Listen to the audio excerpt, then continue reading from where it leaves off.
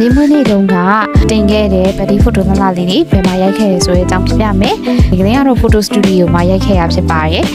ဒီလိုမျိုးဗဒီဖိုတိုသလားလေးရိုက်ချင်တယ်ဆိုလို့ရှိရင်တော့ကို့မွေးနေ့မရောက်ခင်10ရက်လောက်ကြိုပြီးတော့ကိုခင်လုပ်ပြီးရိုက်ထားဖို့တော့လိုအပ်ပါတယ်ဘာလို့ဆိုသူတို့ retouch လုပ်တာက10ရက်လောက်ပေးရပါတယ်ပြီးတော့ဒီ package ကဘယ်လောက်ကုန်လဲဆိုတာတော့သိချင်မှာပေါ့နော်ဒီ package လေးကအလှပြင်တာကောသူတို့ပေးတဲ့ package တွေကပုံ9ပုံနဲ့ဆိုလို့ရှိရင်6000ပဲပေးရပါတယ်ဒါပေမဲ့လင်းရကြတော့ရိုက်သမျှပုံကတော့ပုံ30ကျော်လောက်ရှိရဲ့အဲ့ဒီထဲမှာကိုလှနေတဲ့ပုံလေးအရင်များရဲ့အတွက်နဲ့ retouch ပုံ10ပုံရဲ့ပြီးတော့ raw ပုံ9ပုံယူလိုက်တာဖြစ်တဲ့အတွက်နဲ့အဲ့လို9000ကျော်လောက်တော့ဖြစ်သွားတာမျိုးရှိရပေါ့နော်ဒါကတော့ကိုပုံမူတည်ပါတယ်ကိုက9ပုံလောက်ပဲရွေးရဆိုလို့ရှိရင်တော့ဒီ6000 package ထဲမှာတော့အပြီးစီပါသွားပါလိမ့်မယ်လင်းအဲ့ဒီကိုသွားခဲ့ရဆိုလို့ရှိရင်တော့ဆက်သွားချင်တော့ဒီလိုမျိုး waiting room မှာစောင့်နေရတယ်ပြီးတော့သူတို့အလားပြင်ဖို့ခေါ်ရပေါ့နော်ပထမဆုံးအဲ့လိုအလားမပြင်ခင်တော့ဒီအဝေး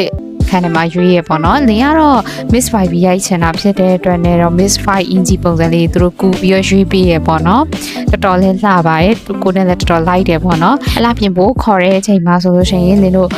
အလားပြင်ရပေါ့နော်တခုရှိရကတော့ဖြစ်နိုင်တော့ makeup ဒီဘာမှလိမ့်မသွားတာတော့ပိုကောင်းလိမ့်မယ်ပေါ့နော်လင်းကျတော့နည်းနည်း makeup လိမ့်သွားတဲ့ခါကျတော့အဲ့လိုမျိုးနည်းနည်း wet tissue တွေပိုင်းနဲ့ဖြတ်ရမျိုးရှိရပေါ့နော်ဘာမှမလိမ့်သွားတော့ပိုကောင်းလိမ့်မယ်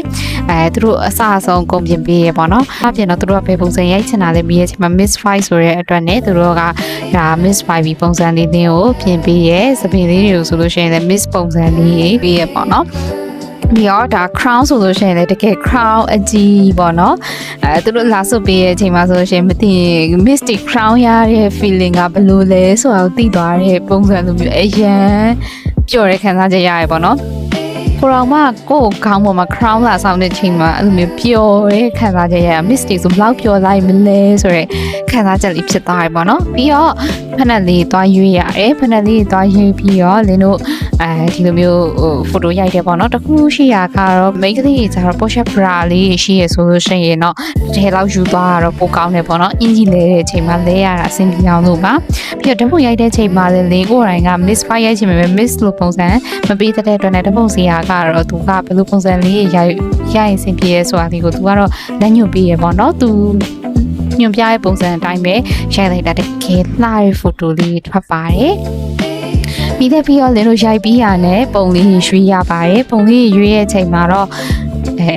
တပုံတိုင်းကလှနေတဲ့အတွက်လည်းရွေးရတော့ခတ်မှာတော့သိကြတယ်အဲ့တော့တိတိကျကျ9ပုံ6000ပဲကုန်ကျင်တယ်ဆိုလို့ရှိရင်တော့9ပုံအတီးကြရွေးပေါ့နော်တကယ်မဟုတ်ဘူးကိုကဂျုံနောက်ဂျုံခဲပေါ့လင်းဆိုလည်းဖြစ်တာပဲဂျုံနောက်ဂျုံခဲဒီလိုမျိုးရိုက်ထားတာဖြစ်တဲ့အတွက်နဲ့လှလှလေးအရင်ရွေးချင်တယ်ဆိုလို့ရှိရင်တော့6000ထက်မကတော့နည်းနည်းတော့ကုန်သွားနိုင်တယ်ပေါ့နော်ကိုပုံရွေးရွေးသလောက်ကုန်သွားနိုင်တယ် retouch ဆိုလို့ရှိရင်သူတို့9000ကောက်တယ်တပုံပေါ့နော် raw ဆိုလို့ရှိရင်3000ဖြူပါတယ်ဒါတော့ဘတ်တီမှာပုံလှလာလေးရိုက်ချင်လို့ရှိရင် photo studio မှာလည်းသွားရိုက်လို့ရတယ်ဆိုတဲ့အကြောင်းကိုလင်းက sharing လေးလုပ်ပေးလိုက်တာဖြစ်ပါတယ်အဲ့တော့ကိုယ့်ရဲ့မွေးနေ့လေးမှာကိုလှချင်ဆုံးပုံစံလေးနဲ့လှနိုင်ပါစေလို့လင်းကဆုမကောင်းလေးတောင်းပေးလိုက်ပါတယ်အဲ့တော့လင်းရဲ့ဒီ vlog လေးကိုလည်းအဆုံးထိနားထောင်ပေးပြီးကြည့်ပေးလို့ကျေးဇူးအများကြီးတင်ပါတယ်နောက်တဲ့ဆက်တဲ့ဗီဒီယိုတစ် podcast လေးမှာပြန်လည်ပြီးတော့ဆုံတွေ့ပါအောင်မယ်နော် thank you and love you all bye